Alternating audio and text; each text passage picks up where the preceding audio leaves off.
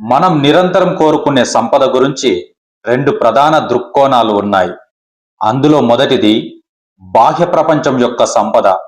ఇది సాధారణంగా మనం చూసేది మరియు మనం లెక్కించే సంపద.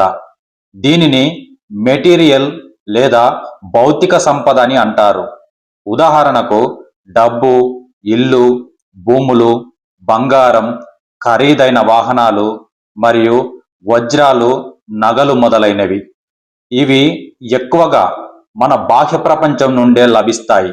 అంటే మనం చేసే ఉద్యోగం, మన వ్యాపారం మరియు మన పెట్టుబడుల ద్వారా ఇతరులతో ఇచ్చిపుచ్చుకోవడం లేదా మార్కెట్ వ్యవస్థ నుండి పొందడం.